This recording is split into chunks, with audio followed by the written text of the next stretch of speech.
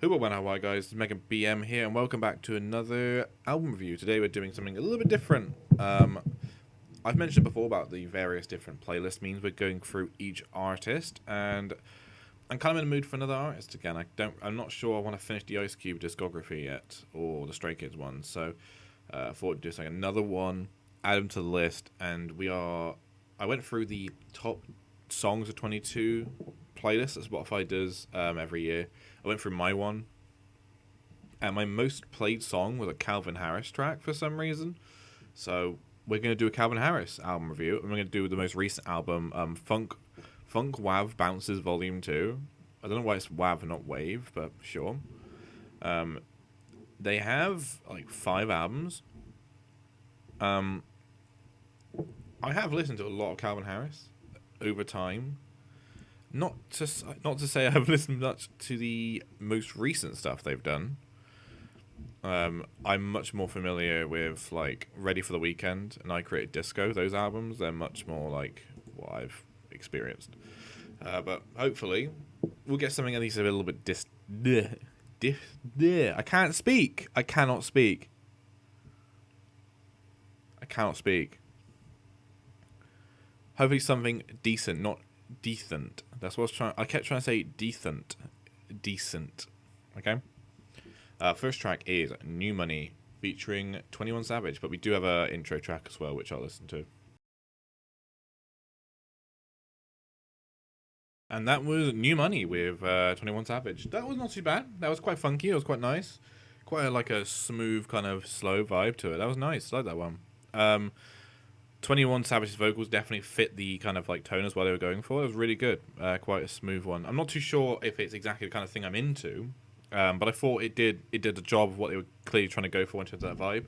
I think honestly that's probably a 7. I could listen to that in the like the correct playlist, right? That would be quite a relaxing kind of when you're like relaxing on the beach, that kind of tune. I feel like that would be a that would fit that kind of mood very well. Next up is I have lost the playlist for some reason. Potion with Dua Lipa and Young Thug. And that was Potion with Dua Lipa and Young Thug. Good. I thought that was a solid track, quite funky, but it was. I don't think it was quite as kind of vibey as the first track.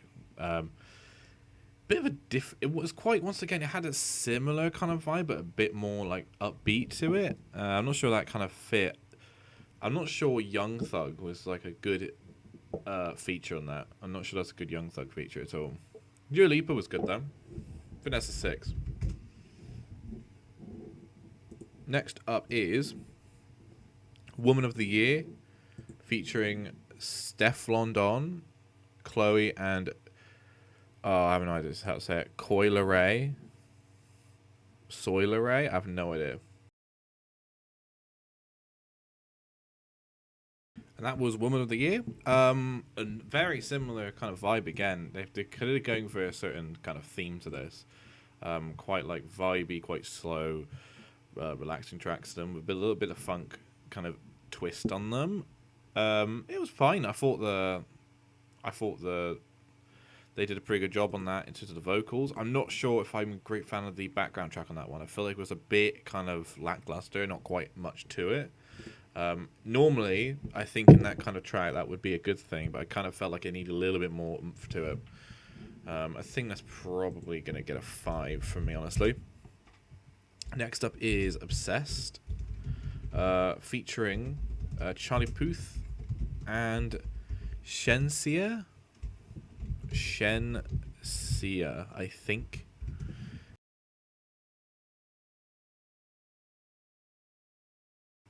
And that was Obsessed with Charlie Puth and Shenseea, I think is how you say it. Yeah, that was actually quite good. I quite liked that one. Once again, quite vibey, quite nice to it. Once again, I don't know. It feels like I thought like Charlie Puth did actually a pretty good job on that one, but Shenseea, I don't know, didn't quite fit the track. maybe that's just me. I just didn't think like that was kind of a track that kind of showed them off a bit more. I feel like their vocals were just not used very well. I think it's pretty 6. Nothing too bad actually on the album so far. It's actually been a pretty decent listen so far.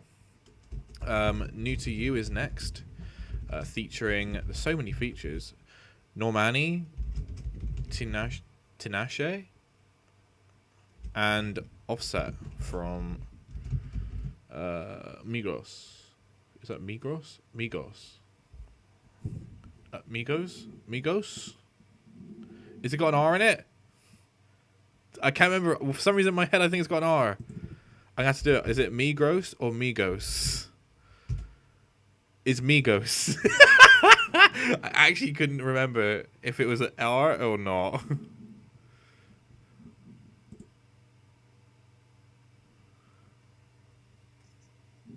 Right, okay. That's fine. Jesus, what a I'm an absolute idiot. There we go.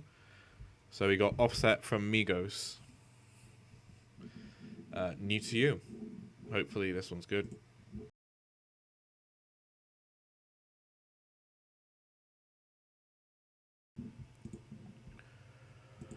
And that was New to You, featuring Normani, Tinashe, and Offset. Not crazy about that one. Quite boring, and not helped by the fact it was 5 minutes. What the fuck was that about? 5 minutes? Way too long. Way too long for that song. Honestly, I think that's a 4. That was genuinely like, I was not enjoying that for most of it. Next up is Ready or Not. I can't spell. Ready or Not, oh my god. And I'm forgetting the feature, which is Busta Rhymes, which I cannot remember the last time I remember Busta Rhymes making any music. So this is a throwback.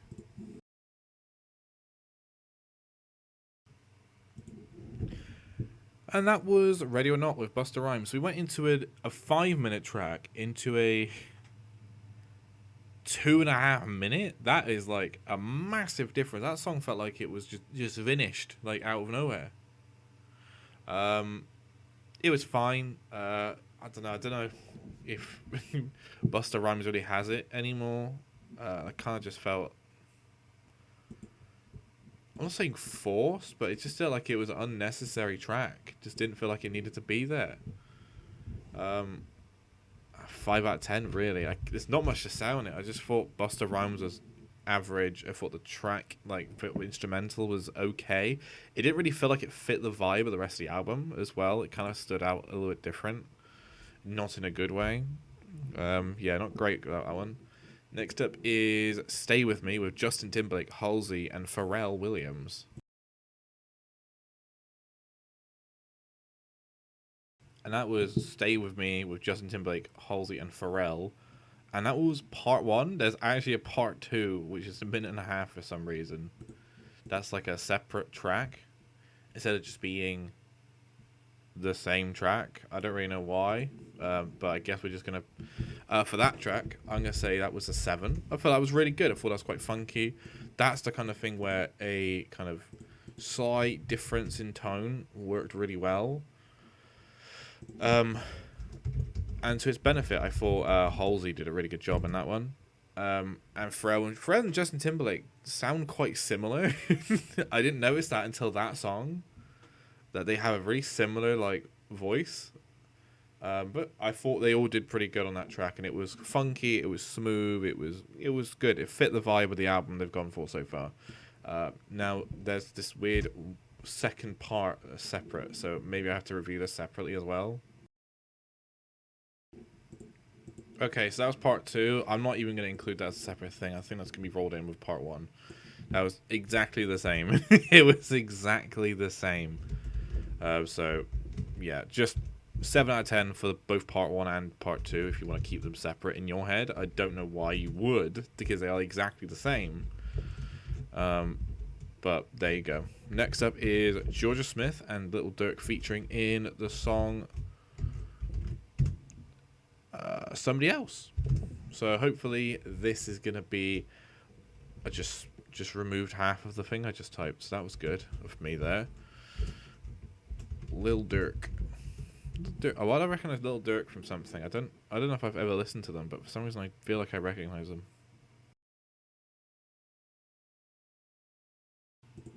No, absolutely not. Somebody else there. That was not a good track. I don't think at all.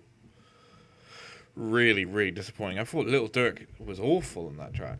What was that about? Why is he? Why does he like?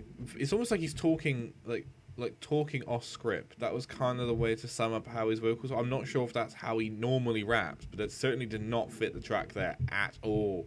At all. That he could have been used in a different track, I reckon. That could be like effective. But definitely not there. That was shocking. I mean, that was shocking. Honestly, that's probably a 2 out of 10. That was absolutely horrific. Nothing more to say. Is the next track featuring Six Lack, and do you say that as Black or Six Lack? And Danae. There's a lot of artists here I've never heard of from this video. I've not heard of most of these people.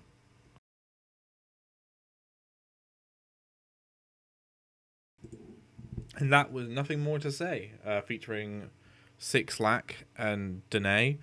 That was good, actually. I think the main takeaway from that was that the instrumental in the background was really, really solid. That was a really good use. Quite vibey. It's slightly different, not quite as like upbeat and funky. It was just kind of a bit more somber, a bit more kind of quiet to it. But I thought that was really good. Kind of suits kind of the end of the album that we're getting to. I think that was probably a 6 out of 10. I thought that was solid and much better compared to the previous track, which was a massive disappointment, to be quite honest. Next up is Live My Best Life, featuring Snoop Dogg and Latto. I don't know who that is either. That's a completely new name to me. I know who Snoop Dogg is.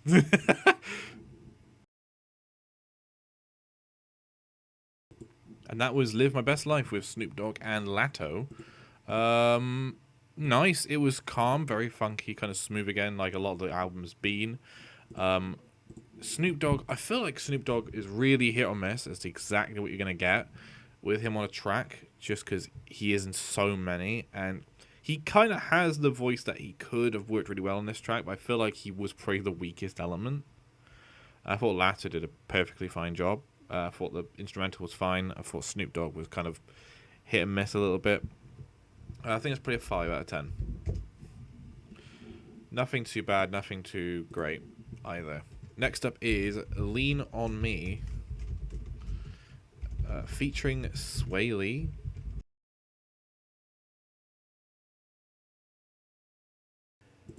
And that was Lean On Me with Sway Lee. Very kind of like a relaxing kind of vibe to it, really slow and melodical. It's not really my kind of cup of tea, to be quite honest. Bit too slow for my liking. I thought the instrumental was other than the strange guitar solo they had in it, was not that kind of involved. I kind of expect a bit more kind of oomph to it when it's kind of like that kind of vibe. I think it's probably a 4, which is unfortunate. Next up is the final track of the album, the final one, and that is Day One, featuring Pharrell and Pusha T.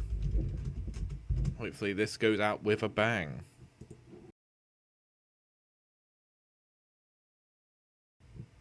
And that was the final track of the album, Day One, with Pharrell and Pusha T. And I thought that was a pretty good final track. Definitely finished off the album strongly. Really good, I think. Good verse from Pusha T in there in the middle. I thought Pharrell did a pretty decent job, considering it's Pharrell.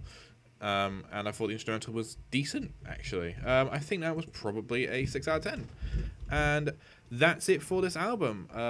Overall, I thought that was a really solid album from Calvin Harris. There was a few songs that were really didn't do great. Something really only Somebody Else was the only track in there that I genuinely thought was quite bad. I thought like Lean on Me and News to You weren't great, but the only really bad track would be Somebody Else. Overall, just a really, really solid album. Very kind of relaxing vibe to it. Definitely one you could kind of have in the background. You know, really nice vibey, kind of relaxing tunes on the beach. You know, that kind of track. But overall, thanks for watching, guys. And I shall see you on the next episode. Goodbye, everyone.